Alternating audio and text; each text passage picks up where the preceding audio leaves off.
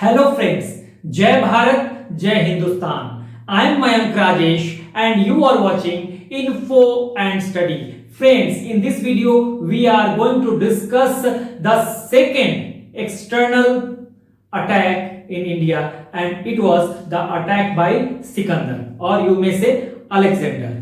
The first one was the attack of Darius I from Iran. It was the first one was the Irani attack. Okay, और किसका attack था? ये Darius first, या इसे दारा प्रथम भी कहते थे, या इसे हम दारयहू प्रथम भी कहते थे. तो ये ईरानी अटैक पहला बाहरी आक्रमण था, और इसी ईरानी साम्राज्य को फारसी साम्राज्य, आप फारसी अटैक कह सकते हैं, पारसिक अटैक कह सकते हैं, आप हखामनी अटैक भी कह सकते हैं, क्योंकि हखामनी वहां एक वंश चलता था, ईरान का वंश है. जैसे भारत में हर एक वंश, हर एक डायनेस्टी, शिशुनाग डायनेस्टी, नंद डायनेस्टी, मौर्य डायनेस्टी, वैसे एक वंश था, तो इसे हखामनी अटैक भी इसी वजह से कहा जाता है. तो पहला 516 बीसी में हुआ था, 516 बीसी में, 516 ईसा पूर्व में, और ये ईरानी था. और दूसरा यूनानी या ग्रीक इन्वेजन आप कहेंगे 326 बीसी में. हालांकि ये it was the second external invasion in ancient India, or you may say India, but it was the first European invasion. ठीक है, यूरोप की तरफ से पहला अटैक हुआ था भारत पर, क्योंकि यूनान जो है यूरोप का पार्ट है, और अलेक्जेंडर कहाँ का था? तो यूनान का एक छोटा सा राज्य था, मैसिडोनिया, वहां का शासक था ये. तो अभी मैं इसको डिटेल में बताऊंगा. और ये जो आया है सिकंदर भारत में, इसी अखामनी साम्राज्य को रौंदते हुए आएगा. ठीक है, अब हमने जो पिछला वीडियो देखा था, हमने देखा था ईरानी आक्रमण पे, इसको हमने डिटेल में देख लिया था कि 516 बीसी में जो दारा प्रथम है या डेरियस फर्स्ट है, वो अटैक करता है और मिला लेता है. एनेक्सेशन मतलब ऐड कर लेना, मिला लेना. किसको? कंबोज, गांधार और सिंध को अपने ईरानी साम्राज्य में मिला लेता है, और इसे 20th प्रोविंस बनाता है. तीनों को मिलाकर 20वां प्रोविंस बनाता है हखामनी साम्राज्य का या ईरानी साम्राज्य का. और इससे इसको जो रेवेन्यू मिलता है, ठीक है, वो रेवेन्यू मिलता है 360 टैलेंट गोल्ड कॉइन्स. ठीक है, 360 टैलेंट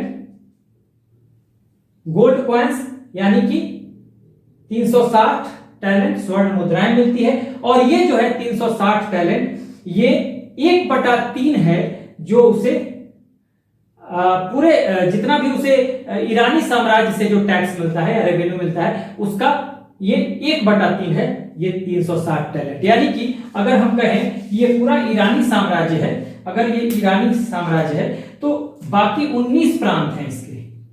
अगर ये ईरानी साम्राज्य है, ठीक है, अगर ये मैं ऐसे लिख देता ईरानी साम्राज्य है, तो ईरानी साम्राज्य का यहां लिखता हूं मैं, ईरानी है ना, ये ईरानी साम्राज्य है. तो ईरानी साम्राज्य से अगर एक तो पहले से 19 प्रांत है इसके पास, और ये 19 20वां प्रांत बनाता है जब इन तीनों को जीतकर, कंबोज, गांधार और सिंध को. तो यहां ये 20वां प्रांत है, यहां से मिलता है 2/3 और यहां से मिलता है 1/3. यही 1/3 जो है 360 टैलेंट गोल्ड कॉइन्स है. ये समझने वाली बात है. ठीक है, तो ये हमने पूरा डिटेल में इसको पढ़ा था. ठीक है, इसके बाद दूसरा आक्रमण हमें देखना है, सिकंदर का आक्रमण. ठीक है, सिकंदर का आक्रमण जो इसी हखामनी साम्राज्य को रौंदते हुए आएगा. ठीक है, अंतर यह है कि यहां पर डेरियस फर्स्ट है, यानी दारा प्रथम है या दारयहू प्रथम है. जब सिकंदर का आक्रमण होगा उस समय यहां पर रहेगा दारा थर्ड या डेरियस थर्ड. ठीक है, यहां पर डेरियस थर्ड होगा. ठीक है, तो अब हम देखते हैं कि सिकंदर के बारे में थोड़ा इंफॉर्मेशन लेते हैं, उसको हम पूरा मैप में समझेंगे. ठीक है, देखिए सिकंदर जो है वो फिलिप मैसिडोनिया के शासक हैं, प्लस और ओलिंपिया माइनस. ठीक है, फिलिप और ओलंपिया के ये बेटे हैं. ठीक है, ये मैरिज का साइन मैं बनाता हूं इस तरह से, ठीक है। तो इनके बेटे हैं सिकंदर, ठीक है, और इनको कहा जाता है सिकंदर थर्ड या और अलेक्जेंडर मैसिडोनियन, इसलिए कि मैसिडोनिया से बिलोंग करते हैं, ठीक है। अब देखिए कि सिकंदर के बारे में अगर हम इंफॉर्मेशन देखें तो थोड़ा सा इंफॉर्मेशन ले लेते हैं। सारा चीज हमें मैप पे ही देखना है, उसके बाद जो भी कैसे आएगा हाँ, यहाँ पे दारा थर्ड के साम्राज्य को नापते हुए उसको हम मैप पे देखेंगे और फिर भारत के मैप पे भी देखेंगे, तो सब कुछ हम मैप पे ही करेंगे। देखिए अगर हम कहें तो बर्थ, अगर जन्म की बात करें तो जन्म होता है इनका 356 बीसी में सिकंदर का जन्म होता है, ठीक है। ये मैसिडोनिया का राजा बनेगा 336 बीसी में, यानी कि 20 साल में बन गया।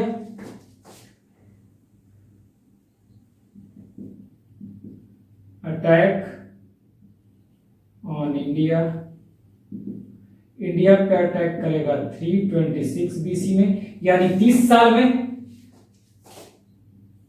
और डेथ होगा इराक के बेबीलोन में 323 बीसी में, यानी कि 33 साल में डेथ हो जाएगी, ठीक है। ये जन्म होता है 356 बीसी में, किंग बनता है मैसिडोनिया का मात्र 20 साल में 336 बीसी में, भारत पे अटैक 326 बीसी में, डेथ हो जाती है 323 बीसी में, यानी इस समय डेथ के समय इसकी उम्र मात्र 33 साल की है, ठीक है। तो ये इसकी उम्र 33 साल की है जब इसकी डेथ होती है, और यानी मृत्यु होती है, और ये 19 महीने तक भारत में रहता है। कई जगह पे पीसीएस एग्जाम में कभी आ जाता है, एसएससी सब के एग्जाम में आ जाता है कि भाई कितने महीने रहा, तो 19 महीने रहा, वो आप लिख लीजिए, कहीं मैं लिखवा दूंगा अभी, ठीक है। अब ये कैसे इसको महान क्यों कहा गया, सिकंदर द ग्रेट। देखिए मैं जरा यहां मिटा रहा हूं, ठीक है ना, ये मिटा रहा हूं, ठीक है, ये मिटा रहा हूं। अब यहां पर आ जाएगा डेरियस फर्स्ट की जगह, ये भी मैं हटा रहा हूं, समय ये नहीं होगा, ईरानी डेरियस थर्ड, यानी कि दारा थर्ड को रौंदते हुए सिकंदर आएगा। तो जब ये अलेक्जेंडर जो है ये दारा थर्ड को डिफीट करता है या बीट करता है, ठीक है ना, ये दारा थर्ड को हराएगा, ठीक है। कहां पे, अराबेला के बैटल में 331 बीसी में, अराबेला या गोगोई मेला के बैटल में हराता है दारा थर्ड को। तो इसको कहा जाता है, ऐसे कर दिए, डिफीटेड। दारा थर्ड को हराएगा, और हराने के बाद इसको कहा जाता है अलेक्जेंडर द ग्रेट या सिकंदर महान। ऐसा क्यों कहा गया, देखिए मेरे हिसाब से तो स्थिति बिल्कुल उलट है। सिकंदर महान कहना एक बड़ा कंफ्यूजिंग वर्ड है, इस पे हम कभी एक अलग से वीडियो करेंगे, जल्दी ही करेंगे, ठीक है। लेकिन चूंकि हमें कंपटीशन के हिसाब से पढ़ना है तो वो बातें हमें बतानी है। देखिए इसे अलेक्जेंडर द ग्रेट कहा गया है ईरानी, सॉरी यूनानी यानी ग्रीक राइटर्स या वेस्टर्न राइटर्स के प्रभाव में उन्होंने इसे कहा है सिकंदर द ग्रेट। लेकिन अगर भारतीय दृष्टिकोण से सोचे या ईरान के दृष्टिकोण से सोचे तो स्थितियां बिल्कुल विपरीत हैं, ठीक है ना, तो वो हम देखेंगे। लेकिन ये कंफ्यूजिंग वर्ड है, सिकंदर को अगर हम भारतीय परिप्रेक्ष्य में कहें तो ग्रेट तो नहीं कहा जा सकता, मैं बताऊंगा, कभी वीडियो करूंगा जल्दी ही, ठीक है। तो देखिए अब क्यों कहा गया, इसका रीजन ये था कि देखिए ये मैसिडोनिया का शासक था, कौन, सिकंदर, और मैसिडोनिया का शासक था। तो ईरानी साम्राज्य जो है, मैसिडोनिया जो था into 40 कर दीजिएगा तो ये ईरानी साम्राज्य हो जाएगा। ईरानी एम्पायर, यानी ईरानी एम्पायर मैसिडोनिया के से 40 गुना ज्यादा बड़ा है। ठीक है ना, मैसिडोनिया से 40 गुना ज्यादा बड़ा है ये ईरानी साम्राज्य। और चूंकि ये दारा थर्ड को हरा देता है, या हखामनी साम्राज्य आप कहिए, जो भी कहिए, पारसी जो भी कहिए, तो इसको हराने के बाद ये इतने बड़े साम्राज्य को हराता है, इतने बड़े साम्राज्य को रौंद देता है, तो इसीलिए इसको कहा गया अलेक्जेंडर द ग्रेट। ठीक है, तो ये एक रीजन था। टोटल ये हिंदुस्तान में रहता है 19 महीने, वो मैंने आपको बता दिया था। ठीक है, अब हम इसको मिटाएंगे और पूरा हमने एक नॉर्मल जो इंफॉर्मेशन होती है वो इंफॉर्मेशन हमने ले ली। अब हम पूरा इसको समझेंगे मैप पे। तो अभी मैं इसको मिटाकर मैप बनाऊंगा और वहां पे फिर हम देखेंगे। ठीक है, चलिए देखते हैं। चलिए अब हम मैप बनाएंगे और वहां पे देखेंगे। एक बात और नोट कीजिएगा, सिकंदर के गुरु का नाम था अरस्तु या अरिस्टोटल, जिन्हें father of zoology, father of biology, हाँ, ये सब कहा जाता है। ठीक है, तो अरस्तु या अरिस्टोटल सिकंदर के गुरु थे। अब कई बार आ जाता है कि अरिस्टोटल या अरस्तु तो सिकंदर के गुरु थे, तो अरिस्टोटल का गुरु कौन था? तो याद कीजिएगा, प्लेटो। ठीक है, और प्लेटो का गुरु कौन था? तो सुकरात। तो वो आपको ध्यान रखना है। अब आ जाइए, मैप बनाएंगे हम। देखिए कैसे पढ़ते हैं इतिहास, इसको समझिएगा। ठीक है, मैप चाहता तो मैं पहले भी बना देता, ठीक है, लेकिन आप समझिएगा मैं मैप कैसे बनाता हूं। अब देखिए मैं मैप बनाता हूं। देखिए इधर ये जो है, देखिए ये हमने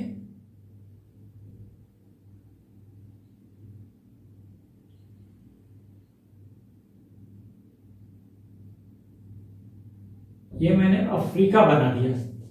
ठीक है, अफ्रीका, और अफ्रीका के बाद देखिए मैंने ये बना दिया क्या, रेड सी बना दिया। रेड सी के बाद ये देखिए मैंने यहां से मोड़ा और ये बना दिया सऊदी अरबिया। ये है नीचे यमन वमन है, आप मैप में देखेंगे तो आपको मिलेगा। ठीक है, अब देखिए ये बनाने के बाद मैंने ये बनाया रेड सी, ये पर्सियन गल्फ। देखिए पर्सियन गल्फ, और ये ऐसे आ रहा हूं, ऐसे आए। ठीक है, लगभग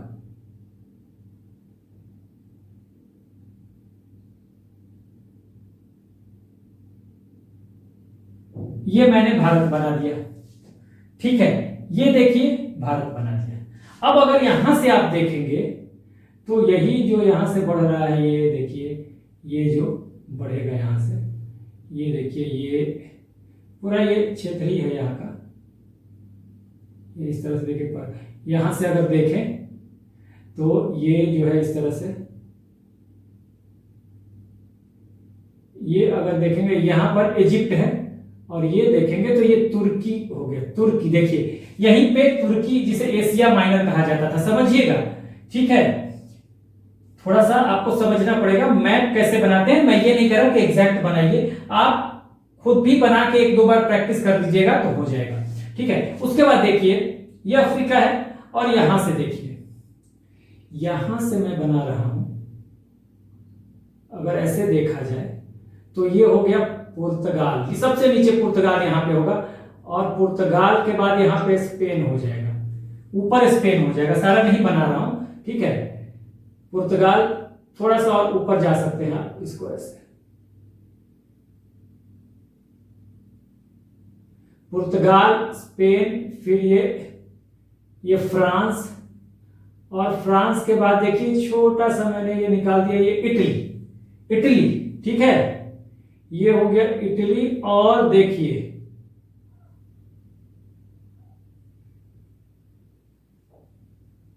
ये मैंने निकाला है इटली, और लगभग देखिए ये जो है ये ग्रीस हो गया, यहां पे ये पूरा ग्रीस हो गया, और यहीं पे यूनान है, मैसिडोनिया है। ठीक है ना, समझिएगा। देखिए आप देखेंगे तो ये पुर्तगाल सबसे नीचे होगा। उसके बाद यहां पे ये है आपको अफ्रीका, मैं यहां पे लिख देता हूं, ये अफ्रीका है और यहां पे इंडिया है, समझिएगा। ये सऊदी अरबिया है। ये कौन सा है? ये है रेड सी, ये पर्सियन गल्फ, यहीं पे ईरान पड़ेगा। ठीक है, मैं अभी आपको दिखा रहा हूं, समझिएगा।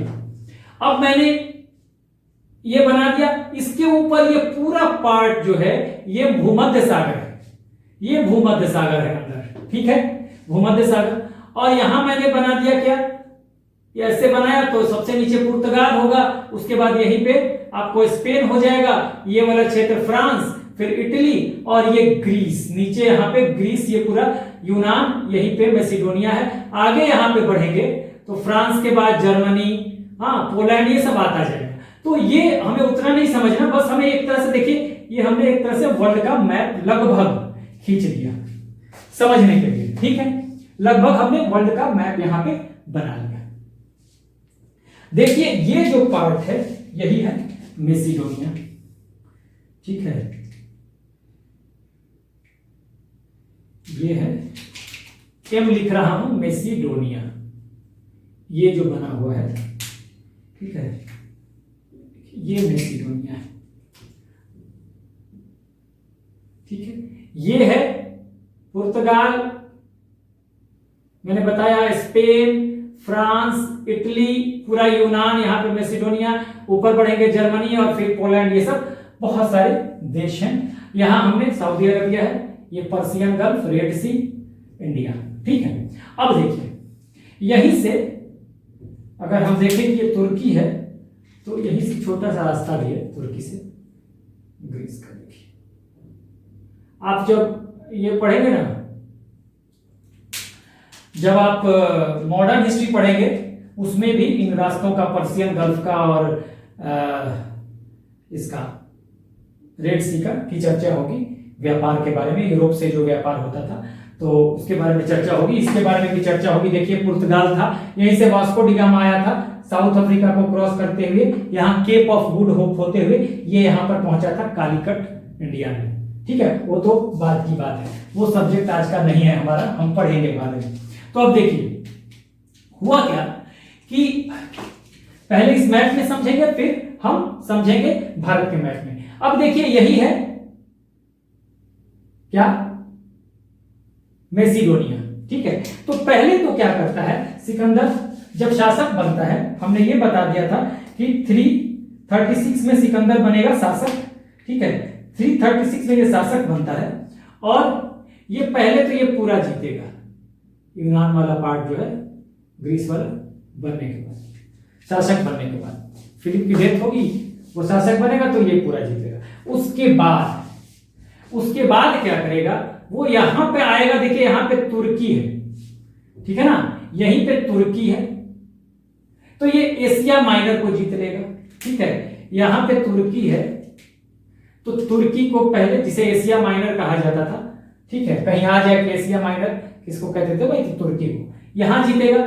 फिर यहीं पे सीरिया है, इसे जीत लेगा, ये पूरा हखामनी साम्राज्य है, ठीक है, और उसके बाद यहीं पे सीरिया है, फिर यहां पे इजिप्ट है, मिस्र है, ठीक है, आगे आएंगे तो ये आपको सीरिया है, आपको उसके बाद सीरिया के बाद तुर्की है, सीरिया है, फिर आपको यहां पे आगे आएंगे तो इराक भी आ जाएगा, इराक, और उसी तरह से देखिए यहां पे ईरान आ जाएगा, यहीं से ईरान से ही, चूंकि फारस कहते थे ना, तो फारस की खाड़ी यहां पे, हाँ पर्सियन गल्फ, ये ईरान आ जाएगा, ठीक है। तो क्या करता है, ये ऐसे ही आता है, सिकंदर आएगा, ये पूरा जीत लेगा, उस समय ये मिस्र सब मिला के ये पूरा ये इसके कंट्रोल में आ जाएगा, सिकंदर के, ठीक है, देखिए ये सिकंदर के कंट्रोल में है, सिकंदर के कंट्रोल में ये पूरा है अखामनी साम्राज्य, एक तरह से देखिए पूरा ईरान है, इराक है, सीरिया है, एशिया माइनर है, इजिप्ट है, मतलब मिस्र है, सब कुछ ये मिस्र तो जीतेगा, ठीक है, मिस्र जीतेगा, तो एक तरह से देखा सब कुछ है यहां पर। तो इस तरह से हम देखें, यही है हखामनी, हम हिंदी में लिखते हैं हखामनी, यही हखामनी डायनेस्टी है।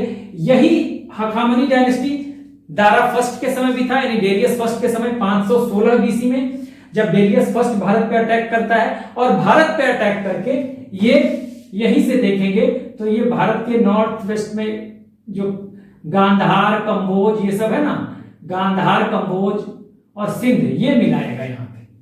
ठीक है, गांधार, कंबोज, सिंध इस तरह से आके जुड़ा हुआ है भारत से, ये भारत है। तो गांधार, कंबोज और सिंध को दारा फर्स्ट जीता था। ठीक है, तो एक तरह से देखा जाए तो दारा फर्स्ट जो है एक तरह से अपना 20वां प्रांत बनाया था, मैंने कहा था 20वां प्रांत बनाया था गांधार, कंबोज और सिंध को, तो ये इसी प्रांत में है। तो इस देखिए, यही तो मैंने बताया था कि 1/360 टैलेंट जो मिलता था दारा फर्स्ट को या ईरानी साम्राज्य को या हखामनी साम्राज्य को, तो 1/3 यहां से मिलता था। अब बाकी 19 प्रांत इधर थे तो 2/3 यहां से मिलता था, ये मैंने बताया था। तो ये तो खैर उस वीडियो की बात है और दारा प्रथम की बात है। इस समय यहां का शासक है दारा थर्ड, यानी डेरियस थर्ड यहां का शासक है। यहां का शासक कौन है? Darius third. ठीक है, डेरियस थर्ड या दारा थर्ड, दारा तृतीय, ये यहां का शासक है पूरा। अब सिकंदर पहले आता है, एशिया माइनर को जीतता है, उसके बाद ये सीरिया और या फिर इजिप्ट है, सबको लेते हुए, और उसके बाद ये पहुंचता है इराक जीतेगा। ठीक है, इराक के बाद ये आएगा कहां पे? ईरान पे आएगा, ये सारा जीत लेगा। उसके बाद ये बैक्टीरिया आएगा, बैक्टीरिया, और बैक्टीरिया के बाद ये सीधे पहुंचेगा काबुल, काबुल पहुंचेगा इसके रास्ते के, खैबर पख्तूनवाला एरिया होकर ये काबुल पहुंचेगा। ठीक है, ऐसे पहुंच रहा है ये, यानी कि अफगानिस्तान पहुंचेगा, इसी रास्ते से होकर अफगानिस्तान पहुंचेगा, और अफगानिस्तान पहुंच के तब ये भारत पे अटैक करेगा। ठीक है, तो आप मेरे ख्याल से आप समझ गए। पहले आएगा ये कहां पे? ये मैसिडोनिया है, पहले पूरा यूनान जीतेगा। 336 में जब राजा बनता है, हाँ किंग बनता है, तो पहले यूनान जो मैसिडोनिया के आसपास पूरा यूनानी साम्राज्य है सबको जीतेगा। जीतने के बाद एशिया माइनर पे अटैक करेगा, इसे जीतेगा, यहाँ पे सीरिया जीतेगा।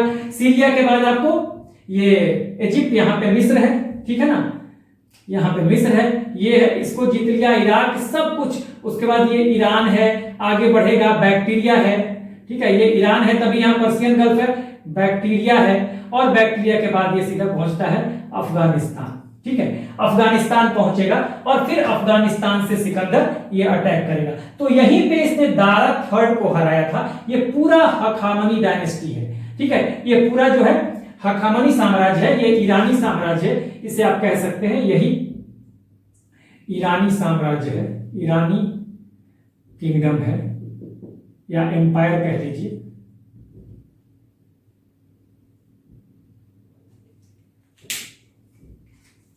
ईरानी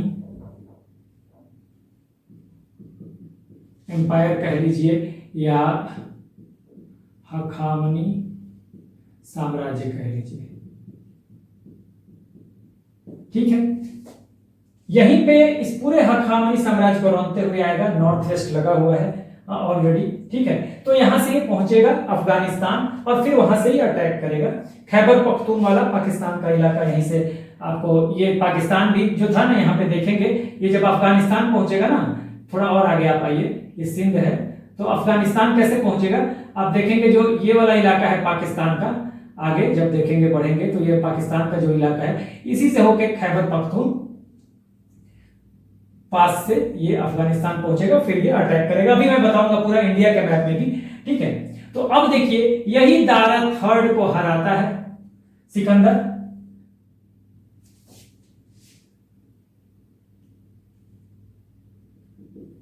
सिकंदर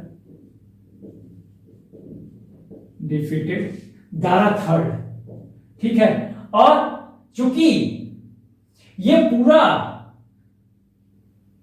ईरानी साम्राज्य जो है, मैंने अभी भी बताया, देखिए मैसिडोनिया कितना छोटा है, एकदम पॉइंट है मैसिडोनिया, ये मैसिडोनिया इतना छोटा है, और यहां से ये पहुंचता है तुर्की। देखिए थोड़ा और आगे बढ़ा लीजिए, तुर्की वाला, तुर्की यहाँ है, ठीक है, पूरा तुर्की, ये पूरा साम्राज्य समझ लीजिए, यहां से आएगा तो पूरा, ठीक है, ये तुर्की।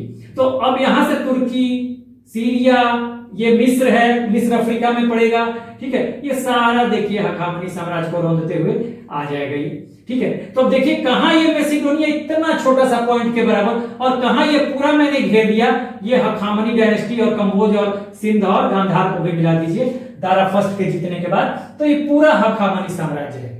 इतने बड़े साम्राज्य को हराता है, जो कि अगर हम कहें तो ये मैसिडोनिया इंटू 40 या 40 मैसिडोनिया के बराबर है, 40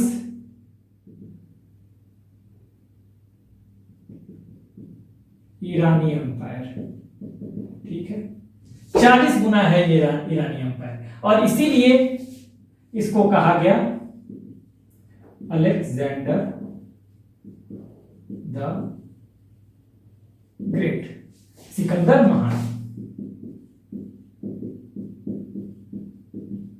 ये किसमें हराता है, डिफीट किसमें करता है, डिफीटेड दारा थर्ड। और ये लड़ाई कौन सी है, ये लड़ाई अगर आप देखें, ये जो बैटल है, ये बैटल आप लिख लीजिए, ये बैटल है, आप यहां पे मैं लिख देता हूं, सिकंदर वर्सेस दारा फर्स्ट, या डेरियस फर्स्ट, डेरियस फर्स्ट ही लिखिए आप,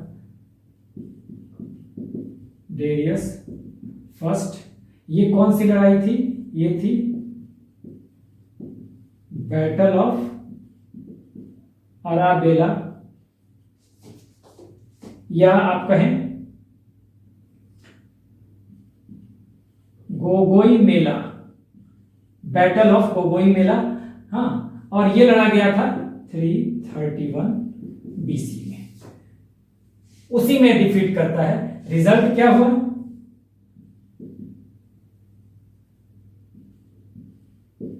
result Sikandar defeated Darius third, Dara third को हरा दिया। ये मैंने पूरा आपको समझा दिया वर्ल्ड के मैप में, ठीक है ना। ये देखिए पूरा यूरोप है, ये जो है भूमध्य सागर है, ठीक है ना। तो एक तरह से देखिए कि कितना बड़ा साम्राज्य था। तो एक तरह से आप देखिए कि आपने मैप पे इसको बहुत अच्छे से समझ लिया कि किस तरह ये भारत की दहलीज पे पहुंच जाता है सिकंदर।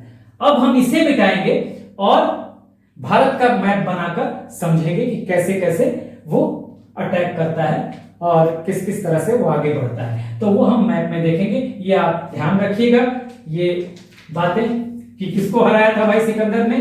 सिकंदर ने हराया था दारा थर्ड को। दारा थर्ड कौन था?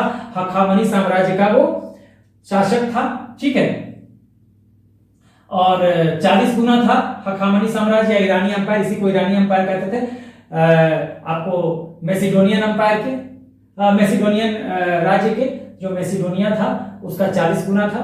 तो ये बहुत बड़ा साम्राज्य था, इस वजह से हरा दिया, तो इसको कहा गया अलेक्जेंडर द ग्रेट। लेकिन ये शब्द बहुत ही कंफ्यूजिंग है, क्योंकि ये जो सब कुछ कहा गया अलेक्जेंडर द ग्रेट, ये वेस्टर्न राइटर्स एंड मैंने बताया कि ग्रीक राइटर्स के प्रभाव में ये सब कहा गया है। लेकिन अगर आप भारतीय दृष्टिकोण देखेंगे और ईरानी पर्सपेक्टिव देखेंगे तो स्थितियां बिल्कुल विपरीत हैं। वो हम मैंने बताया एक वीडियो करेंगे इस पे, ठीक है। तो हम अब आगे बढ़ते हैं। यहां याद कर लीजिएगा ये बैटल ऑफ गोगोई मेला या आराबेरा बेला, ये 331 BC. Result Sikandar defeated Darius third, Dara third को हराया। और जब ये भारत के मुहाने पे पहुंच जाएगा तो असंभावी हो जाएगी लड़ाई, ठीक है ना। तो आइए अब देखते हैं। चलिए अब देखेंगे भारत का मैप बनाकर इंडिया का मैप बनाएंगे। और अभी तक मैंने बता दिया कि कैसे भारत के दहलीज तक पहुंच चुका है सिकंदर, और अब आगे उसकी एक्टिविटीज क्या रहती है। तो भारत का एक मैप बना लेते हैं हम, अच्छा सा का मतलब रफ मैप ही होगा ये।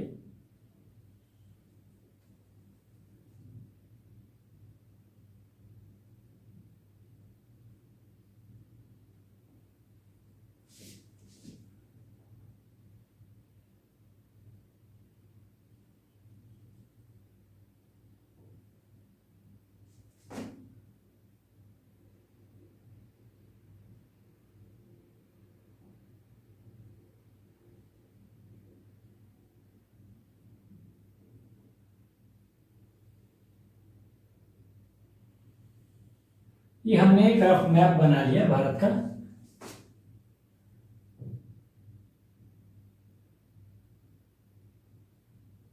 ठीक है, तो ये हमने एक मैप बनाया। अब देखिए, अब यहां पर देखते हैं, पहले भी मैंने बताया हुआ है कि यहां पर नदियां हैं। एक चीज समझिए कि क्यों भारत में हमेशा नॉर्थ वेस्ट से ही अटैक होता रहा है। वैसे भी आगे भी देखेंगे तो नॉर्थ वेस्ट से ही अटैक होगा, क्योंकि यहां पर इसको नेचुरल प्रोटेक्शन मिला हुआ है हिमालय से। इधर अरब सागर है, पानी है, इधर भी पानी है, बंगाल की खाड़ी है, तो तीन ओर से तो भारत को सुरक्षा है, तो अटैक इधर से ही होगा।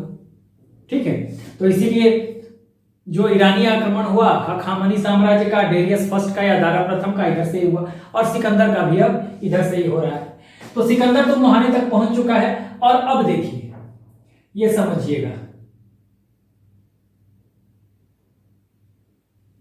ये सिंधु नदी, इंडस रिवर,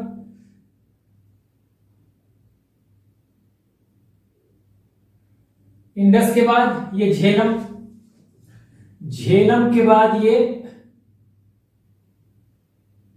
चेनाब, फिर चेनाब के बाद ये रावी, रावी नदी। ठीक है, उसके बाद ये व्यास और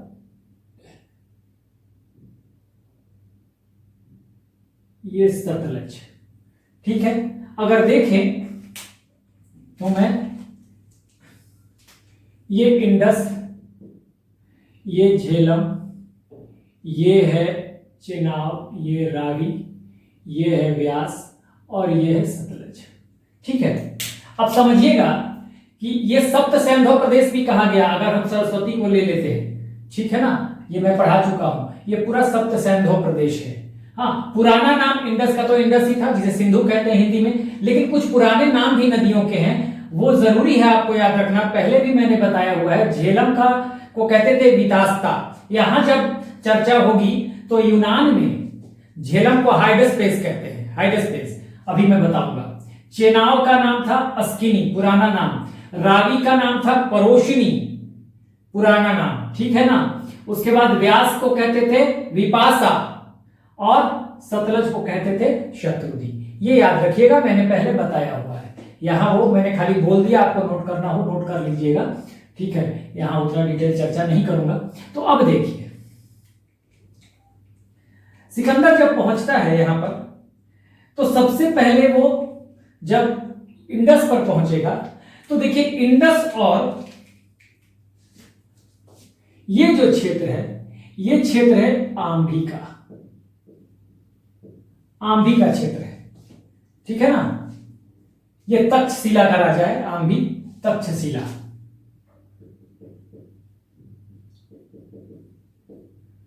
शिला का राजा है आंभी। यहां पहुंचेगा, और यहां पहुंचेगा तो देखो इसका क्षेत्र कहां पे है, इसका आंभी का क्षेत्र है इंडस और झेलम के बीच में। ध्यान रखिएगा, यहीं पे इंडस और झेलम के बीच में आंभी का क्षेत्र हो गया। इंडस और झेलम पूरा आंभी का क्षेत्र है, ये पूरा बीच में पूरा जितना भी है यह आंभी का क्षेत्र हो गया, आंभी का क्षेत्र हो गया। तो जब ये यहां पहुंचेगा तो आंभी आत्मसमर्पण कर देगा। इसका एक दोस्त है शशिगुप्त, ठीक है ना, शशिगुप्त। अब ये क्या करेंगे कि मिल जाएंगे सिकंदर के साथ, सिकंदर की सेना को ऑगमेंट भी कर देंगे कि उसमें सेना में अपने भी फोर्सेस को जोड़ देंगे, और एक तरह से ये गद्दारी करेंगे। भारतीय इतिहास का पहला गद्दार अगर देखा जाए तो आंभी। ठीक है, कई गद्दार हुए, लेकिन भारतीय इतिहास का पहला जो गद्दार है उसे हम कहते हैं आंभी। ठीक है, तो अब ये सिकंदर के साथ मिल जाएगा, क्योंकि आंभी का क्या था कि जब आप आगे आओगे तो अब नेक्स्ट पड़ाव जो है ये झेलम और चेनाब के बीच का क्षेत्र है। ये वाला क्षेत्र देखिए, ये मैं ग्रीन से करता हूं, ये झेलम और चेनाब के बीच का क्षेत्र है। ये जो क्षेत्र हो जाएगा झेलम चेनाब के बीच का जो भी क्षेत्र हो जाएगा, ये क्षेत्र पूरा है एक तरह से अगर देखा जाए तो ये झेलम और चेनाब के बीच का जो क्षेत्र है, ये क्षेत्र है किसका, ये क्षेत्र है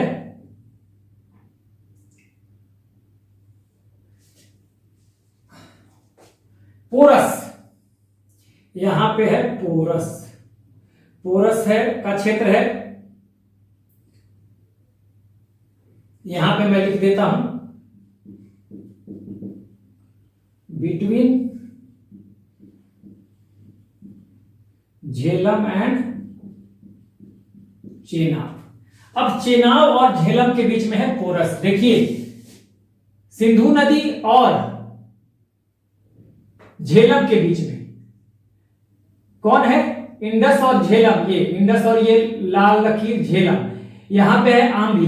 फिर झेलम और अगर मैं ऐसे देखिए यहां पे अगर क्लियर नहीं हो रहा हो तो यहां पर देख लीजिए इंडस झेलम, ठीक है, मैं वैसे बना देता हूं इंडस झेलम और चेनाब, रावी, सतलज और व्यास, व्यास और सतलज, व्यास और सतलज ऐसे है। तो इन दोनों के बीच में है आंधी और इन दोनों के बीच में है कौन, पोरस, ठीक है ना, पोरस है, समझ जाइए। हालांकि यहां मैंने ग्रीन कलर से बना दिया है पोरस का क्षेत्र। तो पोरस का क्षेत्र है झेलम और चेनाब के बीच, झेलम एंड, हालांकि यहां भी आपको समझ में आ रहा होगा, ठीक है। तो झेलम और चेनाब के बीच में पोरस का क्षेत्र है। अब क्या होगा कि अब लड़ाई शुरू होगी, क्योंकि आंधी ने तो ऑलरेडी सरेंडर कर दिया, ठीक है ना, आंधी ने सरेंडर कर दिया। अब ये आगे बढ़ जाएगा सिकंदर और आ जाएगा कहां पर, झेलम के पास, झेलम के पास आ गया, आंधी भी मिल गया। अब झेलम के पास आ जाएगा तो अब तो झेलम से किसका एरिया शुरू हो जाता है, झेलम से चेनाब तक का एरिया जो है, ठीक है, झेलम से चेनाब, झेलम से चेनाब तक का एरिया जो है ये तो है पोरस का। तो नेचुरली अब क्या होगा, लड़ाई होगी। अब इस लड़ाई में क्या होगा,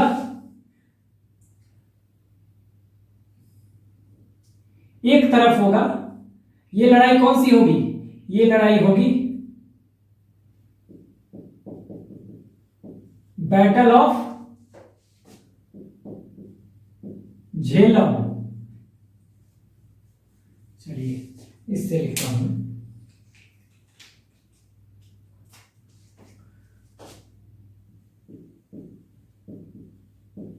बैटल ऑफ झेलम, ये ठीक है, या वितास्ता, सॉरी झेलम को वितास्ता कहते हैं, वितास्ता कहते थे, वितास्ता, ठीक है, या इसी को यूनान में, ग्रीस में कहते थे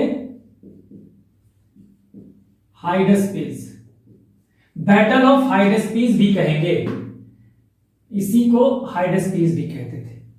यूनान में हाइडस्पीस कहा जाता था झेलम को या वितास्ता को। तो अब यहां पे लड़ाई होगी, ठीक है, लड़ाई होगी। एक तरफ होगा कौन, सिकंदर यानी अलेक्जेंडर, प्लस आंभी और इसका एक मित्र है शशिगुप्त जैसे गद्दार, शशिगुप्त जैसे गद्दार, ये एक तरफ होंगे वर्सेज पोरस। अब रिजल्ट की अगर बात करें इस लड़ाई की, तो इस लड़ाई में रिजल्ट क्या हुआ, रिजल्ट, तो रिजल्ट कहते हैं कि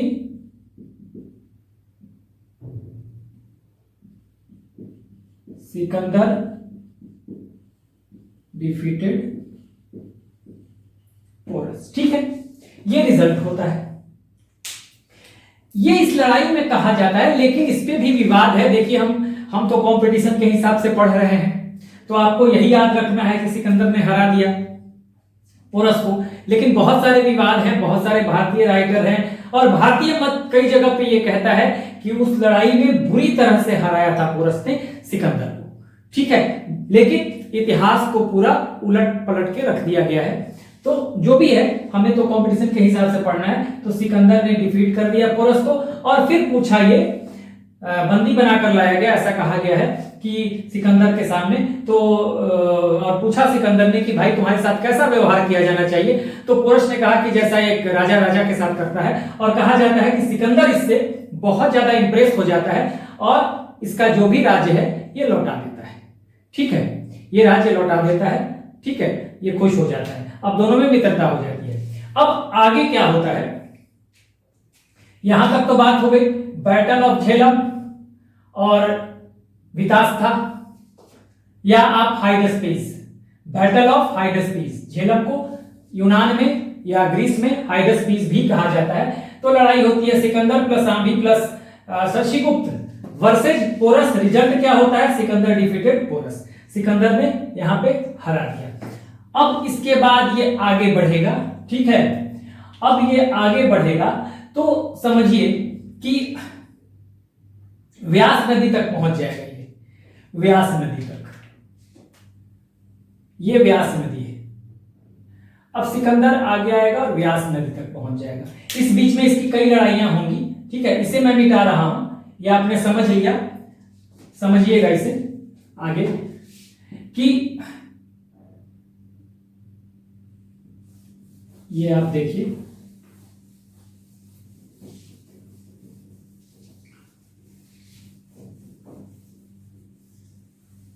केवल आपको एक ही डेट इसमें याद रखना है, 326 बीसी में अटैक किया था भारत पे, यही एक डेट है। ठीक है ना, वो आपको ध्यान रखना है। सिकंदर ब्यास नदी तक पहुंचेगा। ठीक है, और ब्यास नदी तक पहुंचेगा लेकिन उसको पार नहीं कर पाएगा। अभी मैं बताऊंगा, क्योंकि यहीं पे जब सिकंदर का आक्रमण होता है तो ये पूरा जो है एक बहुत बड़ा साम्राज्य,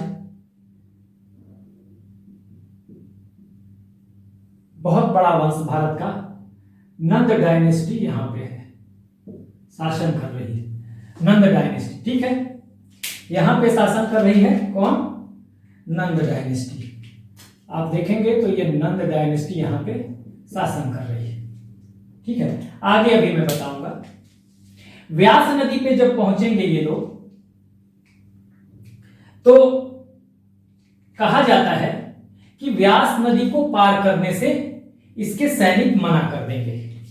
ठीक है, और सिकंदर व्यास नदी के पार नहीं आ पाएगा, इसलिए भारत पर या भारत को जीतने का सपना इसका, यह विश्व विजय के लिए निकला था। सिकंदर जो था वो विश्व विजय के लिए निकला था। ठीक है, और भारत में इसका सपना था। तो इस तरह से देखेंगे तो नंद साम्राज्य यहां पर है, तो अब व्यास नदी को क्रॉस नहीं कर पाते हैं। कौन, सिकंदर के सैनिक मना कर देते हैं। अब इसका रीजन क्या था, ठीक है, इसका रीजन क्या था समझिएगा। कई रीजन थे। पहला रीजन कहा जाता है कि जब व्यास नदी तक पहुंचता है तो सिकंदर मना कर दे, इसके सैनिक मना कर देते हैं। क्यों मना कर देते हैं, तो कई कहानियां हैं इसके बारे में। यह कहा जाता है कि भाई उस समय जो नंद वंश थी, इसके ये बहुत मजबूत वंश थी, इसकी सेना बहुत बड़ी थी, बहुत सारी चीजें थी जिसको देखकर थोड़े से भयभीत हो गए थे सिकंदर के सैनिक, ये कहा जा रहा था। एक तो ये बात हो गई। दूसरी बात ये थी कि ये कहा जा रहा था कि सिकंदर के सैनिक पिछले, ये तो इंडिया में बहुत बाद में पहुंचे हैं ना, इंडिया में बहुत बाद में पहुंचे हैं। पहले मैंने बताया, पहले वहां से तुर्की आया, तुर्की से पूरा हखामनी साम्राज्य को रौंदते हुए जब ये इंडिया पहुंचता है तो 10 वर्ष करीब लग गए। ठीक है ना, तो 10 वर्षों से ये थक चुके हैं, वॉर वियरी हो चुके हैं। हाँ, the soldiers of Sikandar were war weary. ठीक है, तो वो युद्ध लड़ते लड़ते थक गए हैं, तो अब वो लड़ना नहीं चाहते, शरीर जवाब दे रहा है, ये कहा जाता है।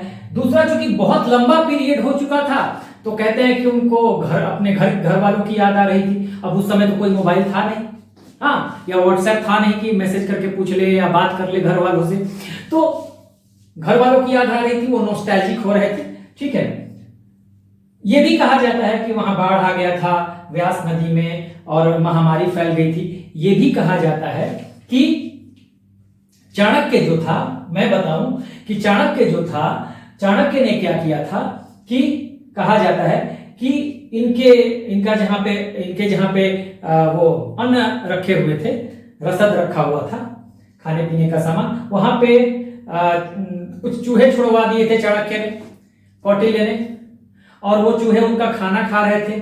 और ये अफवाह फैला दिया गया कि भाई देवी माँ का ये प्रकोप है, देवी माँ सब खाना जो है वो रसद जो है खत्म कर रही हैं, और एक दिन ये खाना खत्म हो जाएगा, ये रसद खत्म हो जाएगा और सिकंदर के सारे सैनिक मारे जाएंगे। तो ये भी अफवाह फैला दिया गया। तो इससे वो लोग भयभीत हो गए, डर गए। ये कहा जाता है, आपको मैं बताऊं कि जब सिकंदर का आक्रमण होने वाला था, उस समय यहाँ पर नंद डायनेस्टी का रूलर था, कौन शासक था? घनानंद। ठीक है, नंद वंश का, नंद वंश के फाउंडर महानंदनी, उसके बाद महापद्मनंद और फिर घनानंद। घनानंद कई बार एग्जाम में आ जाता है, किसके समय, उस समय भारत में कौन शासन कर रहा था जब सिकंदर का आक्रमण हुआ था? तो नंद वंश का कौन सा ऐसा शासक था? तो आप कहेंगे घनानंद। ठीक है, ये आपका आंसर होगा। और घनानंद के शासनकाल में ही ये व्यास नदी को पार नहीं कर पाया था। अब देखिए, इसमें ऐसा कहा जाता है कि चाणक्य जो थे, चाणक्य सिकंदर के आक्रमण को भाप गए थे, और वो जानते थे कि अगर सिकंदर आएगा, भारत में अगर लीड कर जाता है, तो भारत में घुस जाता है तो बहुत बड़ी तबाही हो सकती है। इसलिए उसने देखा कि सारे जो राजा हैं नॉर्थ वेस्ट में, और वो एक हो जाएं, और जितने भी नॉर्थ वेस्ट में भारत के जितने भी राजा हैं वो एक हो जाएं और एक अखंड भारत का निर्माण कर दें। ठीक है, तो देखिए, बाकी तो छोटे छोटे प्रिंसिपलिटीज थे, बात नहीं मानने वाले थे, लेकिन यहां पर जो नंद वंश था, ऐसा चाणक्य को लगा था कि अगर नंद वंश का जो शासक है घनानंद, अगर वो इन सबको तैयार, क्योंकि नंद वंश की एक का वर्चस्व था, तो अगर ये चाहे तो तैयार कर सकता है सबको एक होने के लिए। तो ये आया था यहाँ पे मगध और मिला था घनानंद से, और ये कहा था कि सिकंदर का आक्रमण हो सकता है, तो हमें भारत के इंटरेस्ट में ये जरूरी है कि हम एक हो जाएं, बटे नहीं, ताकि हम सिकंदर को मात दे सके। लेकिन घनानंद ने चाणक्य की बेइज्जती कर दी थी। तो कहा जाता है कि चाणक्य मगध से निकल गया था, और इसने सोचा था, पहले तो इसने सोचा था कि हम घनानंद को बर्बाद तो करेंगे ही, लेकिन पहले सिकंदर से निपटना था। इसलिए इसका एक शिष्य था चंद्रगुप्त मौर्य, जो बाद में मौर्य डायनेस्टी एस्टैब्लिश करेगा घनानंद को हराकर। तो उसने चंद्रगुप्त को कहा था कि तुम लड़ जाओ सिकंदर से। तो उसने कहा कि भाई मैं कैसे लड़ सकता हूं? तो चाणक्य ने चंद्रगुप्त मौर्य को बहुत सारे तरीके भी बताए थे। तो बहुत सारी एक्टिविटीज थी चंद्रगुप्त मौर्य की भी कही जाती है, गुप्त रूप से सेना में शामिल हो जाना सिकंदर के, और बहुत सारी गुप्त एक्टिविटीज करना, ठीक है ना, सीक्रेट एक्टिविटीज चंद्रगुप्त मौर्य का भी कहा जाता है ऐसा कि उस समय एक रोल रहा था कि बहुत सारे गुप्त एक्टिविटीज में चंद्रगुप्त मौर्य का रोल रहा था चाणक्य की वजह से। ठीक है ना, बाद में वही चंद्रगुप्त मौर्य चाणक्य की हेल्प से, क्योंकि इसने अपमान किया था घनानंद ने, तो उसकी मदद से इसको मार देता है, और फिर मौर्य डायनेस्टी की स्थापना होती है, चंद्रगुप्त मौर्य डायनेस्टी स्टैब्लिश करता है। तो उस समय जब चाणक्य चंद्रगुप्त मौर्य को कहता है कि भाई हम लोगों को कुछ करना पड़ेगा, तो ये चंद्रगुप्त मौर्य को नहीं पता था कि घनानंद ने उसका अपमान किया। इसका रीजन ये था कि इसको ये लगा कि कहीं अगर मैं बता दूंगा कि मेरा अपमान किया है, तो इसके दिमाग में, चंद्रगुप्त मौर्य के दिमाग में सिर्फ घनानंद ही रहेगा, वो सिकंदर पे ध्यान नहीं दे पाएगा। ठीक है, तो उसने बताया नहीं था, और ऐसा कहा जाता है कि बहुत सारी सीक्रेट एक्टिविटीज इन्होंने की थी सिकंदर को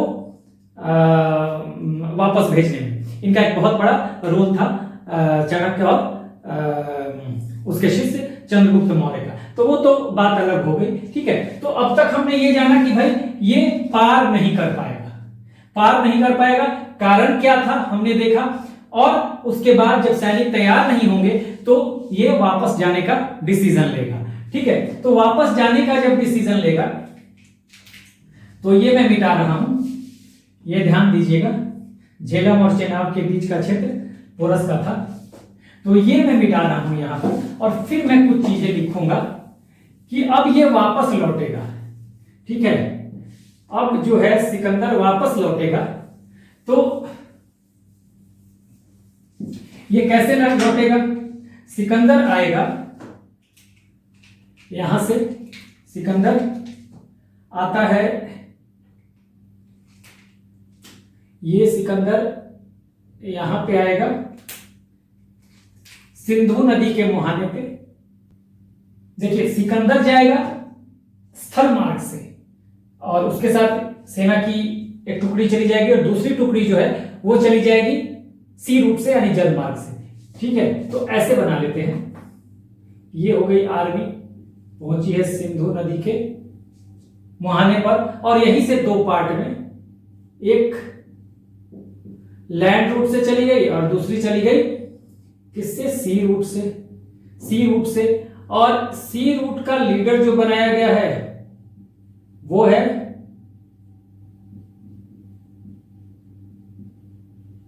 नियार्कस। ध्यान रखिएगा, सी रूट को लीड कौन कर रहा था? नियार्कस। और लैंड रूट पे खुद सिकंदर था साथ में। हालांकि कई जगह पे ये भी मिलेगा कि क्रिटेसस का नाम का कोई व्यक्ति था, उसने लीड किया था, सेनापति था इसमें, लेकिन यहां पर खुद ही कर रहा है। और इस तरह से जब ये लोग निकलते हैं तो सिकंदर यहां से आगे बढ़ता है और आगे जाके इराक पड़ेगा और यहीं पे बेबीलोन में, रास्ते में ही बेबीलोन में सिकंदर की डेथ हो जाएगी।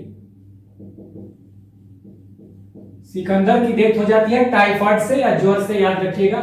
और ये समय है 323 बीसी, यानी कि जो हमने पहले पढ़ा था 33 वर्ष की आयु में 323 बीसी में बेबीलोन में इसकी डेथ हो जाएगी। तो यहां आपको ध्यान रखना है, समझ लीजिए कि जब व्यास नदी को इसके सैनिक, सिकंदर के सैनिक पार करने से इनकार कर देते हैं, सिकंदर सेना के साथ सिंधु नदी के मुहाने पे पहुंचेगा। यहां से अपने आर्मी को दो पार्ट में डिवाइड करेगा। एक आर्मी लैंड रूट से जा रही है,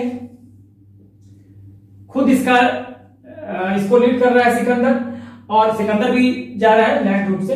ठीक है, और एक आर्मी जाएगी, मतलब एक टुकड़ी जो दूसरी टुकड़ी है वो जाएगी सी रूट से और इसका लीडर है नियार्कस।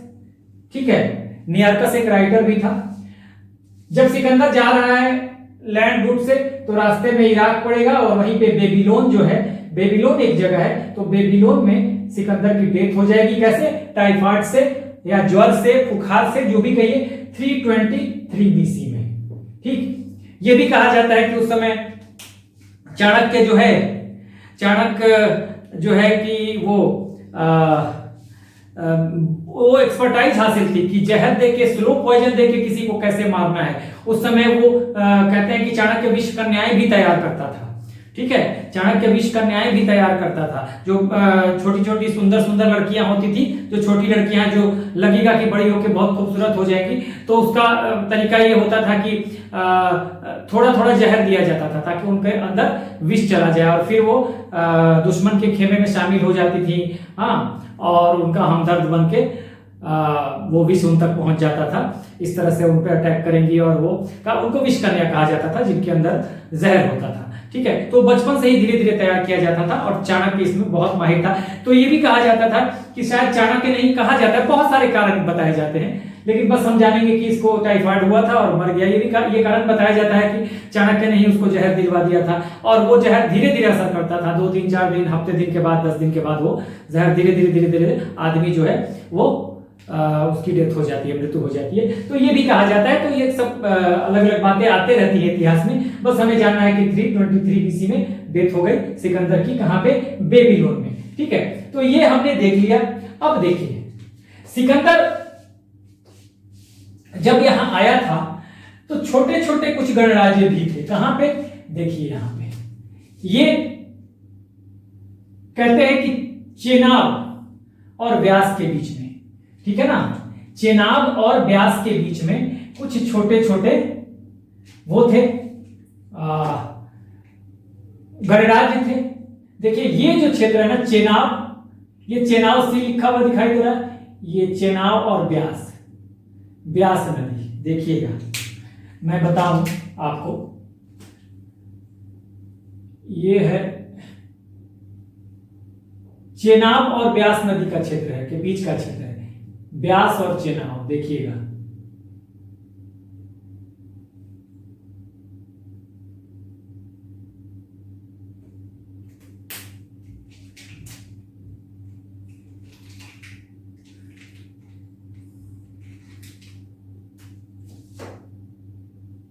अब देखिएगा यहां पर एरिया बिटवीन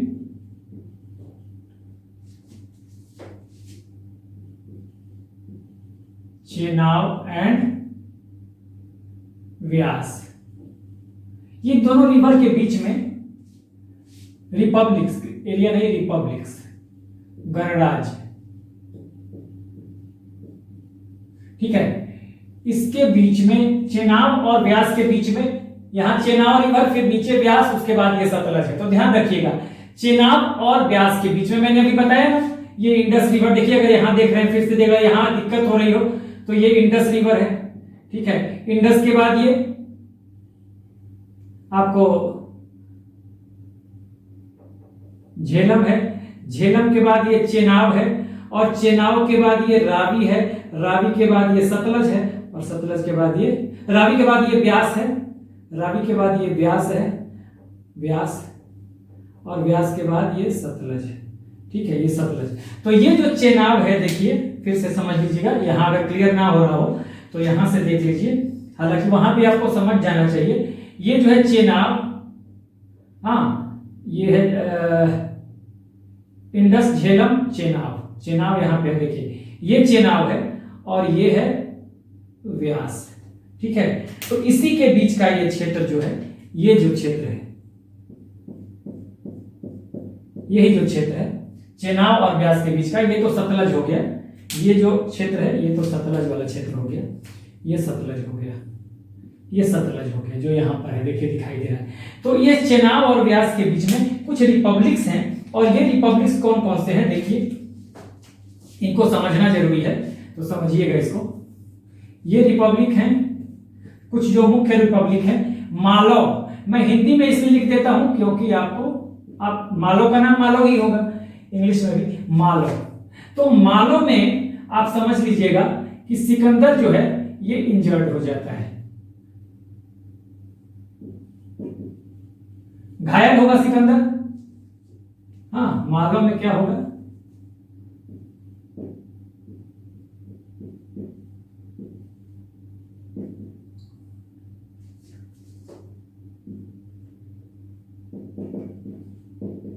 इंजर्ड हो जाएगा, घायल हो जाएगा, ठीक है। और घायल होने के बाद ये क्या करेगा, जितनी भी मेल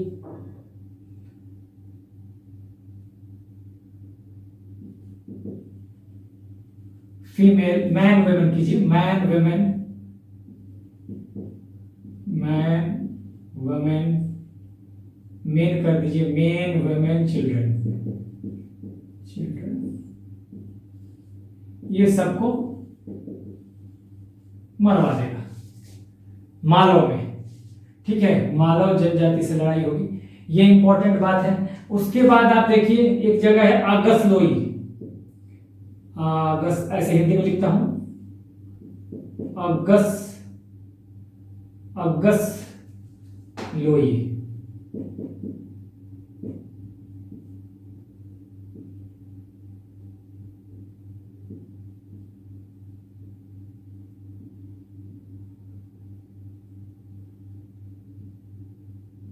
अगसलोई, ठीक है। अब अगसलोई में क्या करेगा, ये सब इसके बीच में है, चेनाब और व्यास के बीच में, ठीक है। तो अगसलोई में यहां पे होता क्या है कि वेमेन सुसाइड करेंगी, जौहर जिसको कहते हैं, राजपूतों में एक तरह का जौहर प्रथा था, आगे पढ़ेंगे आप। तो जौहर में आग में कूद के वो जान देती थी, तो उसी तरह का आत्महत्या है जौहर, एकदम एग्जैक्ट जौहर नहीं है। आप आत्महत्या कर दीजिए, यहां पर आत्महत्या, आत्महत्या कर लेंगी, ठीक है। उसके बाद पहले लड़ेंगी, उसके बाद पहले पुरुष लड़ेंगे, उसके बाद पुरुष मारे जाएंगे, महिलाएं लड़ेंगी, हाँ। लेकिन लगेगा कि हाँ अब सिचुएशन आउट ऑफ कंट्रोल है, तो वो आत्महत्या करेंगी। उसके बाद एक जगह है मस्सग, अश्वक समझिए पहले, अश्वक, और इसी की कैपिटल है मस्सग, इसकी राजधानी जो है मस्सग। ठीक है, तो अब कोई भी हो, मस्सग हो या अश्वक हो, तो क्योंकि अश्वक की राजधानी मस्सग थी तो कुछ भी दे सकता है, अश्वक दे सकता है, मस्सग दे सकता है। यहां पे पहले मेन लड़ेंगे, फाइट करेंगे। ठीक है, ये फाइट करेंगे, हाँ फाइट करेंगे। उसके बाद फिर ये खत्म हो जाएंगे तो फिर महिलाएं भी फाइट करेंगी, मेन भी फाइट करेंगे और वेमेन भी फाइट करेंगे। पहले मेन फाइट करेंगे, अब ये तो मारे जाएंगे, उसके बाद तभी महिलाएं उतरेंगी मैदान में। तो ये अशोक में हुआ था। उसके बाद पाटल या पट्टल, पाटल, कहीं कहीं पट्टल भी मिलेगा। ठीक है, पाटल जो था ये लास्ट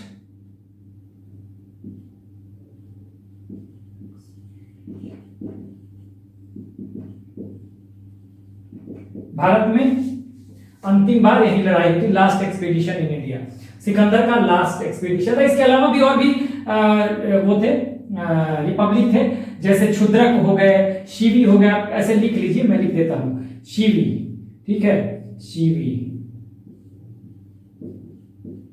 क्षुद्रक, और भी थे, लेकिन ये आप खासकर मालव को ध्यान रखिएगा कि मालव में क्या हुआ था कि सिकंदर जब इंजर्ड हो गया था तो मेन, वेमेन और चिल्ड्रन सबको मार दिया था। बहुत ही ज्यादा क्रूर था, कहते थे कि वो भाले की नोक पर बच्चों को लेकर शहर में ही करता था। मैं बताऊंगा कैसे लोग महान कहते हैं। अगर भारत के कॉन्टेक्स्ट में देखा जाए तो कभी सिकंदर को हमें नहीं कहना चाहिए कि सिकंदर महान है। वो एक महान सेना नायक हो सकता है, लेकिन महान व्यक्ति नहीं हो सकता, महान इंसान नहीं हो सकता। ठीक है, सेना नायक महान हो सकता है। ठीक है, अशोक के बारे में पहले पुरुष लड़ते हैं, फिर महिलाएं लड़ेंगी पुरुष के मारे जाने के बाद। पाटल लास्ट अभियान होगा, शिवी मुद्रा कुछ और। यहाँ पे कहां पे जौहर किया था या आत्महत्या की थी महिलाओं ने, तो कहां पे आत्महत्या की थी महिलाओं ने, तो आप कहेंगे आगस लोई। मालव में इंजर्ड कौन सा ऐसा जगह था जहां घायल होने के बाद सारे बच्चे, सारे महिलाओं और सारे पुरुषों को उसने मरवा दिया था, हाँ उनकी हत्या करवा दी थी, तो ये मालव था। तो ये दो तीन बातें आपको याद रखनी है। अब इसके बाद हम देखेंगे कि डिवीजन करेगा सिकंदर डिवीजन करेगा किसका, लौटते समय वो डिवाइड करता है अपने साम्राज्य को, वो कैसे करता है वो हम देख लेते हैं। एक बार और हम मैप बना लेंगे, थोड़ा साफ मैप हो जाएगा। अब देखिए, सिकंदर बंटवारा करेगा, यहां पे जो जीतेगा, हाँ वो उसका जो भी एरिया उसने जीता है थोड़ा बहुत, उसको उसका बंटवारा करके हो जाएगा। ठीक है, जाते समय तो देखिए ये मैंने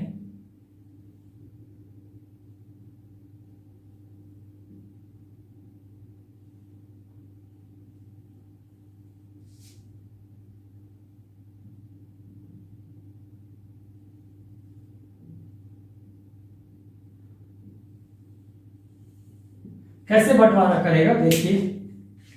अब ये है इंडस रिवर, ठीक है, और ये है कौन सा, इंडस और झेलम। सीधी सी बात है, मैंने अभी भी बताया, इंडस और झेलम, इंडस और झेलम, ये पूरा पार्ट मिल जाएगा। कौन सा, ये इंडस और झेलम का पार्ट मिल जाएगा पूरा। इंडस और झेलम के बीच का पार्ट मिलेगा आम्भी को, जो उसके पास पहले था, आम्भी के पास। ठीक है ना, तो ये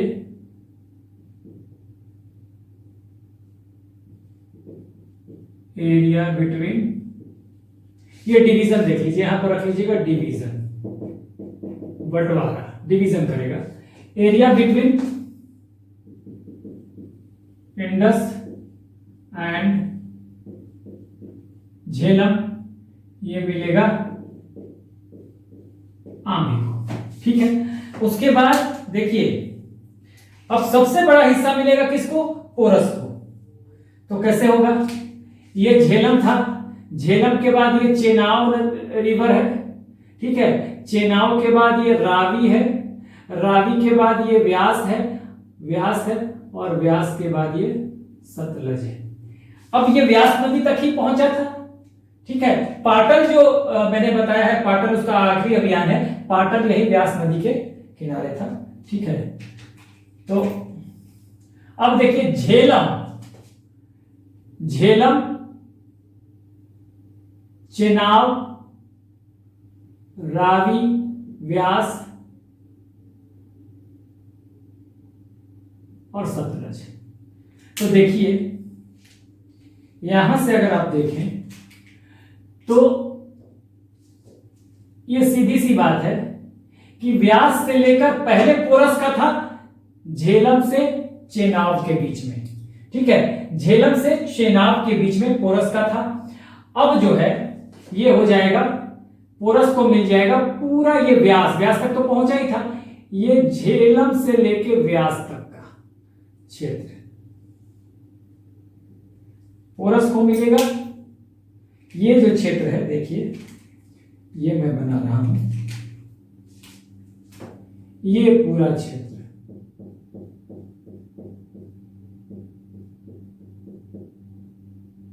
यानी ये जो पूरा क्षेत्र है ये मिलेगा चेनाब से लेकर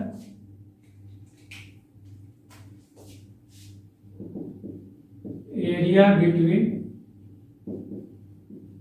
चेनाब एंड व्यास। व्यास को आप बी से भी लिख सकते हैं, ये भी है BEAS ऐसे करके, BEAS व्यास, क्योंकि मैंने बी से लिख दिया है व्यास, ठीक है, व्यास रिवर। तो ये आपको यहां ये मिलेगा पोरस को, यानी कि पोरस को सबसे बड़ा हिस्सा मिलता है, ठीक है, पोरस को सबसे बड़ा हिस्सा मिलता है। अच्छा अब देखिए ये पूरा सिंधु नदी है, ठीक है, तो सिंधु नदी के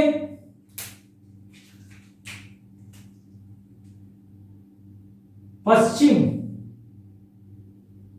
और नॉर्थ का हिस्सा, सिंधु नदी के पश्चिम और नॉर्थ का हिस्सा फिलिप को मिलेगा, ठीक है, फिलिप भी उसका एक सेनापति था। और सिंधु नदी के दक्षिण का हिस्सा जो यहां तक है, यहीं तक होगा, ये सिंधु नदी के दक्षिण का हिस्सा जो होगा, ये दक्षिण का हिस्सा, ये दक्षिण का हिस्सा जो होगा सिंधु नदी के, ये मिलेगा फिलिप को, ये मिलेगा पिथौन को, पिथौन को, ये लिख लीजिएगा। देखिए यहां पे मैंने लिख दिया पश्चिम, सिंधु नदी के पश्चिम और उत्तर मिलेगा फिलिप को, और सिंधु नदी के दक्षिण, चलिए यहां मैं लिख भी देता हूं, फिलिप को क्या मिलेगा,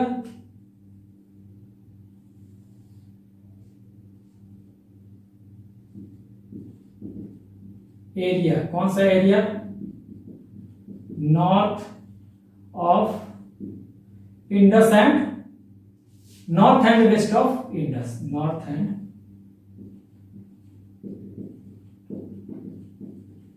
इंडस, ये मिलेगा फिलिप को, पिथौन को साउथ ऑफ इंडस। कश्मीर का भी कुछ क्षेत्र था जिसे कहा जाता था कि अभिसार को दे दिया उसने, अभिसार एक अभिसार कोई राजा था, या अभिसार एक एरिया था वहां के राजा को दे दिया, अभिसार इस तरह का आता है कुछ नाम, तो वो भी कहा जाता है कि वो दे दिया था कश्मीर का कुछ हिस्सा, लेकिन मेन ये डिवीजन इसने किया था, ठीक है।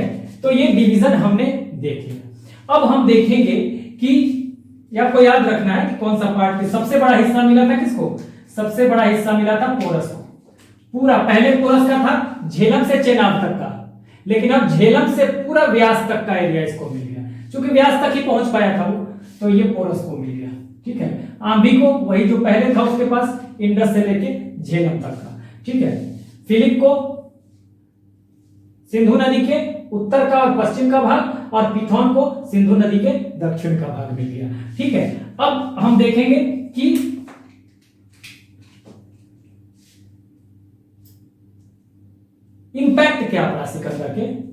आने का। ठीक है, सिकंदर के आने का इंपैक्ट भारत पर क्या पड़ा। एक बात मैं और बता दूं, सिकंदर जब मरता है तो उसकी 3 इच्छाएं कही जाती हैं कि सिकंदर जब मरा तो 3 इच्छाएं उसने जताई थी। पहले ये कहा था कि जो वैद्य या जो चिकित्सक, जो डॉक्टर उस समय थे और जिन्होंने उसका इलाज किया था फिर भी वो बच नहीं पाया था, तो उसकी इच्छा थी कि कांधे पर वो डॉक्टर उसे ले जाए, क्योंकि वो एक मैसेज देना चाहता था कि जो मौत एक ऐसी चीज है जो किसी के बस में नहीं है, हाँ, जो डॉक्टर के हाथ में भी नहीं है, और ये दुनिया को एक मैसेज की मौत आती है तो किसी की नहीं चलती, किसी के वश में कुछ भी नहीं होता। एक वो देना चाहता था। दूसरा उसने ये कहा था कि मैंने जितना भी धन कमाया भारत से, वो या उसके पहले, भारत से या पहले, उन सारे धन को उसके जनाजे के रास्ते में बिछा दिया जाए, ताकि लोगों को लगे कि जब आदमी मरता है तो ये धन दौलत किसी काम का नहीं है। और तीसरा उसने कहा था कि दोनों हाथ उसके खुले रखे जाएं, हाँ, ताकि ये मैसेज जाए दुनिया को कि इंसान कितना भी बड़ा हो जाए, कितना भी धन दौलत कमा ले, लेकिन इंसान खाली हाथ आता है और वो खाली हाथ ही वापस जाता है। तो ये उसकी 3 इच्छाएं कही जाती हैं कि सिकंदर की थी। तो वो मैंने आपको बस जुबानी बता दिया, बहुत उसको जानने की जरूरत भी नहीं है, ना उसको नोट डाउन करने की जरूरत है। वो आप एक बार सुन लेंगे, याद हो जाएगा, मन करे तो नोट कर लीजिएगा। ठीक है, अब हम इंपैक्ट को देखेंगे। ये सारा मैं मिटा रहा हूं और हम इंपैक्ट की बात करेंगे। चलिए हम फाइनली इंपैक्ट को देखते हैं कि प्रभाव क्या रहा सिकंदर के आक्रमण का। सिकंदर विश्व विजेता बनने निकला था, लेकिन उसका सपना जो था अधूरा रह गया। उसके भारत पे आक्रमण का प्रभाव क्या रहा, तो इंपैक्ट अगर हम देखें, इंपैक्ट देखिए, एक है विंसेंट स्मिथ,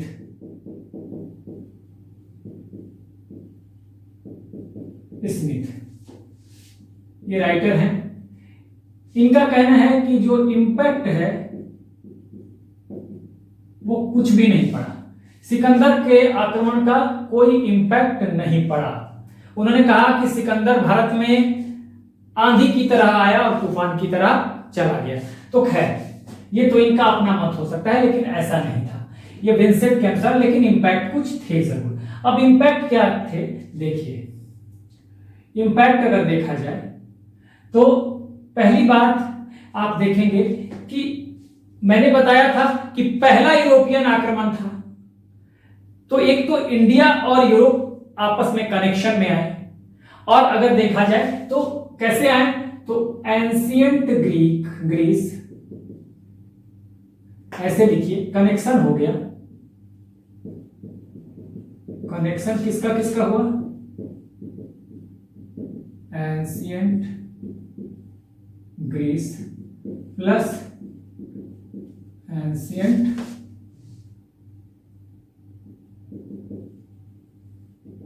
इंडिया।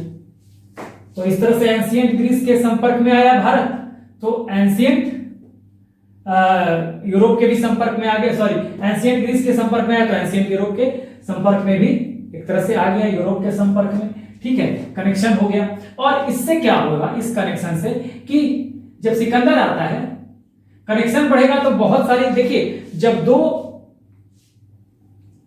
देशों में कुछ कनेक्शन हुआ, ठीक है, तो मैं बताऊं कि बहुत कुछ आदान प्रदान होगा, विचारों का, थॉट्स का, कल्चर का, खान पान का, बहुत सारी चीजों का। इसलिए हम कह सकते हैं कि कनेक्शन हुआ और बहुत सारे रास्ते खुले होंगे, हाँ, सामाजिक तौर पर, सांस्कृतिक तौर पर, व्यापारिक तौर पर। और व्यापार रूट, ट्रेड रूट्स, तो निश्चित तौर पे ट्रेड रूट्स मिले, नए ट्रेड रूट्स,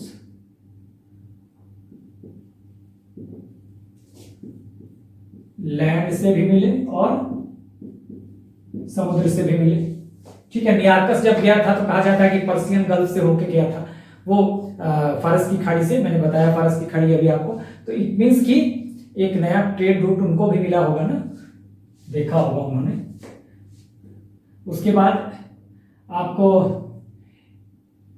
सबसे बहुत महत्वपूर्ण चेंज, 300 सिकंदर का जो आक्रमण था 326 बीसी, इससे, इस डेट से, हाँ, आपको क्रोनोलॉजिकल हिस्ट्री की शुरुआत हो गई। स्टार्ट ऑफ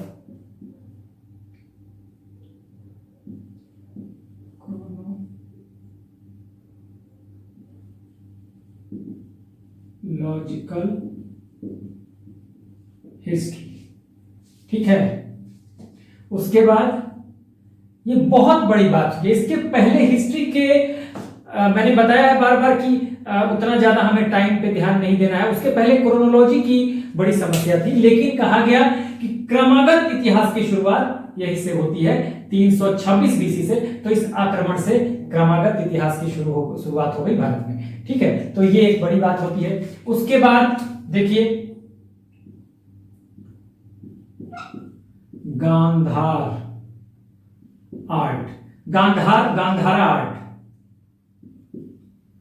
गांधार कला की शुरुआत हुई। देखिए मूर्ति बनाने की कला हमारे यहाँ मथुरा आर्ट है, गांधार आर्ट है। तो गांधार आर्ट है जो कि हम आगे देखेंगे कुषाण के समय में, कनिष्क के समय में ये बहुत डेवलप हुआ। लेकिन इसका जो ओरिजिन था वो था एक तरह से यूनान ही, ग्रीस ही, जहां के प्रभाव, इस पे पूरा गांधार आर्ट पे यूनान का प्रभाव है। महात्मा बुद्ध को यूनान के देवता अपोलो की तरह दिखाया गया है, महात्मा बुद्ध के मांसल शरीर को दिखाया गया। बहुत सारी चीजें हैं जो कि गांधार आर्ट में आपको देखने के लिए मिलेगा। इसके बारे में हम आगे जानेंगे, गांधार कला को, हाँ आगे हम इसको समझेंगे, ठीक है। कनिष्क के काल में बहुत ज्यादा इसका डेवलप हुआ, उसके बाद भी रहेगा ये, ठीक है। तो गांधार आर्ट ये ग्रीक इंपैक्ट ही था गांधार आर्ट पे, जो गांधार आर्ट डेवलप हुआ भारत में। इसको हेलेनिस्टिक आर्ट भी कहते हैं।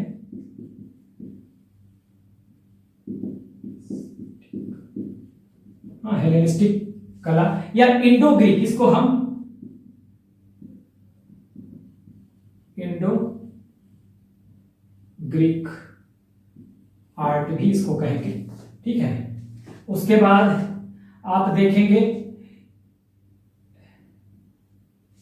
कई सिटी, नगरीकरण का विकास हुआ, सिटी डेवलप हुए। सिटी कौन कौन से डेवलप हुए देखिए,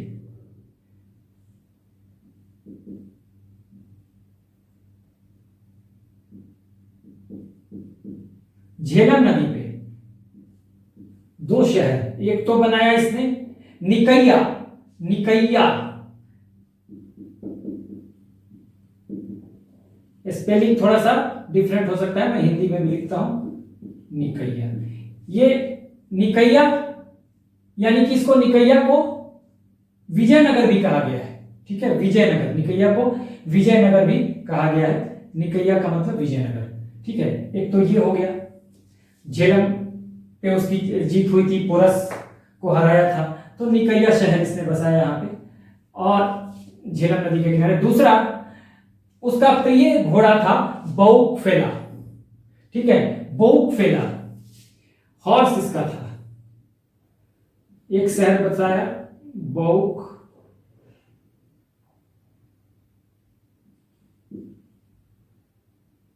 फेला या फाला, कहीं कहीं ए ही लिखिए, बौक फाला, एनसीईआरटी में ऐसे लिखा हुआ बौक फेला। ये जो था उसके घोड़े का नाम था बौक फेला, तो उसी की याद में इसने ये सिटी बसाया। तो नगरीकरण का भी विकास हुआ एक तरह से। उसके बाद एक सिटी इसने नील नदी पे भी बसाया, अलेक्जेंड्रिया। एक तो यहां है सिटी, उसके बाद नील, मिस्र में, हाँ, अलेक्जेंड्रिया।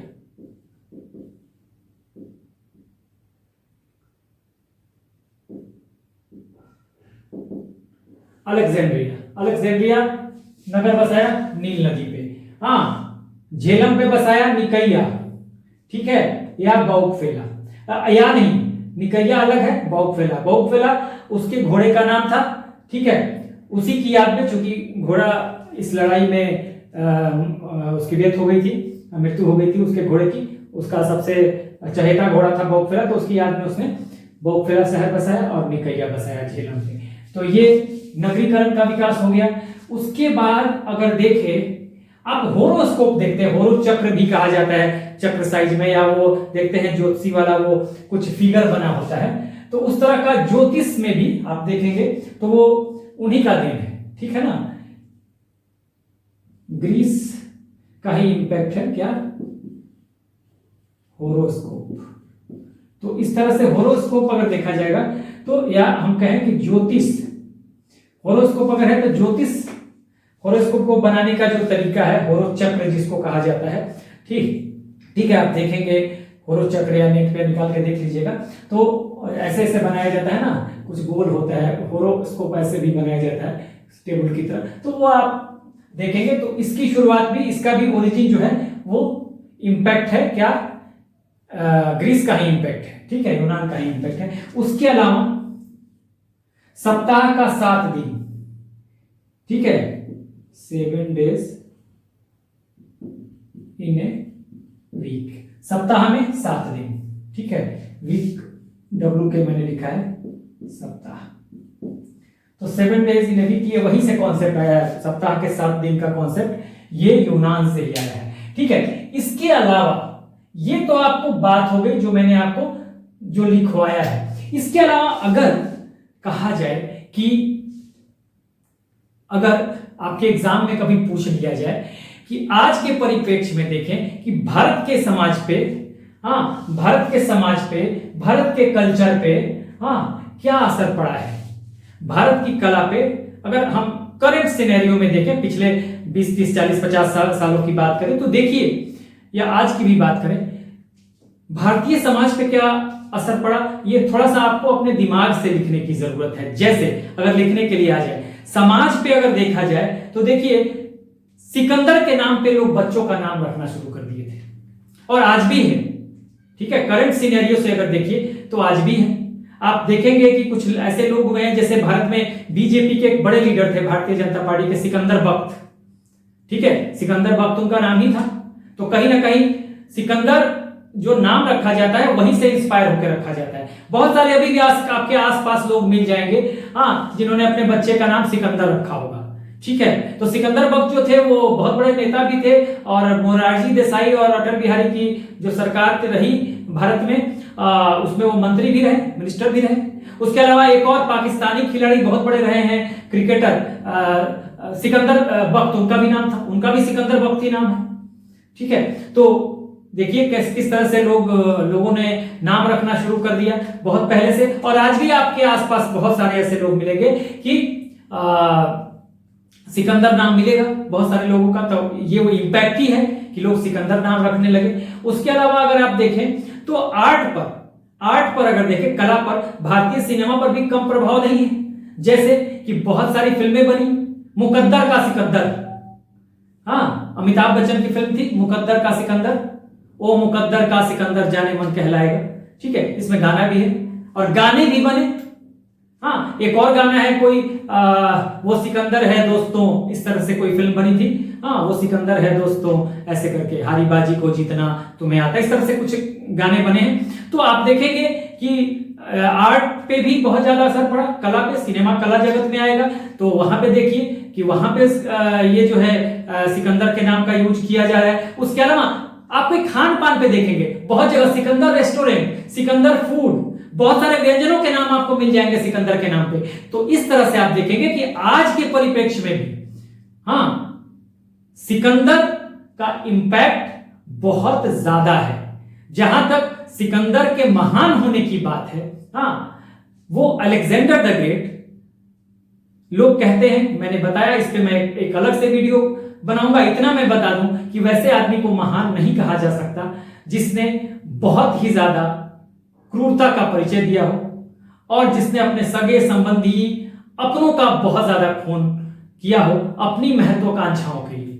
तो मैंने ये बताया कि चूंकि यूनानी इतिहासकार जो रहे हैं, हिस्टोरियन रहे हैं, या वेस्टर्न जो पश्चिमी इतिहासकार रहे हैं, उन्होंने बहुत बढ़ा चढ़ा कर दिखाया है, ठीक है, लेकिन स्थितियां बिल्कुल इसके उलट नजर आती हैं अगर हम ईरानी इतिहासकारों की बात करें या भारतीय इतिहासकारों की बात करें, भारतीय स्कॉलर्स की बात करें, तो बहुत सारी स्थितियां आपको विपरीत नजर आएंगी जिन पर हम एक वीडियो करेंगे। तो फिलहाल हमारा सिकंदर पे ये टॉपिक जो है ये खत्म होता है। So do like, share and subscribe. Take care, keep smiling.